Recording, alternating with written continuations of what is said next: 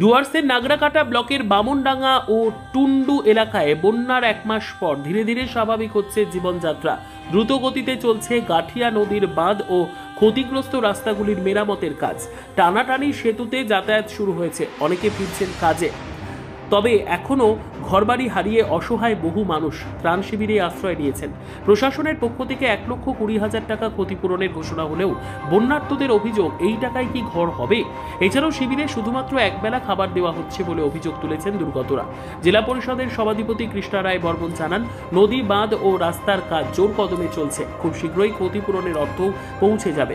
অন্যদিকে বন্যার সময় মুখ্যমন্ত্রীর সামনে দাবি জানানো কমলা খাতুন বলেন, দিদি যা বলেন তা করেন, আমরা আশাবাদী। গত 4 অক্টোবরের প্রবল বৃষ্টিতে এই এলাকায় 10 জনেরও বেশি মানুষের মৃত্যু হয়েছিল।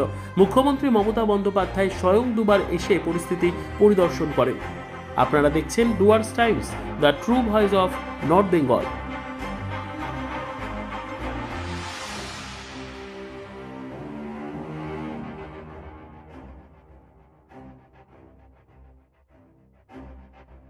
আপনার 1 মাস হলো, আজকে 5 তারিখ। তো এবার সেই জায়গায় দাঁড়িয়ে কতটা কাজ হয়েছে এই বামনডাঙ্গা টন্ডু এলাকায়, আপনি কি দেখলেন? মোটামুটি কি পরিস্থিতি রয়েছে, কতটা দ্রুত গতিতে কাজ চলছে প্রশাসনের পক্ষ থেকে?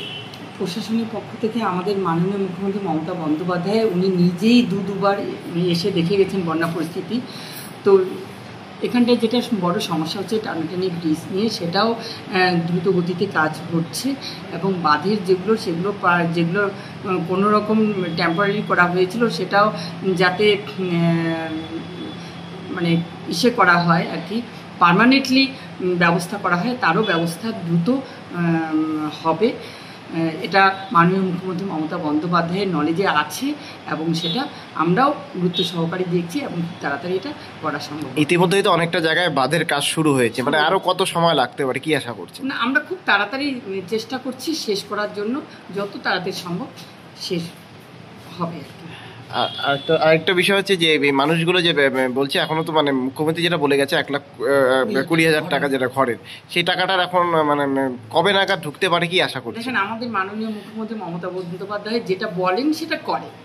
তো এই অবস্থায় যেহেতু উনি কথা দিয়ে গেছেন, এটা আমাদের প্রচেষ্টা চলছে। অতি শীঘ্র যারা পাওয়ার যোগ্য তারা পেয়ে যাবে, নিষ্কুটনি চলছে এবং নামের লিস্ট হচ্ছে, ওরা যত তাড়াতাড়ি প্রচেষ্টা চলছে ওরা পেয়ে যাবে।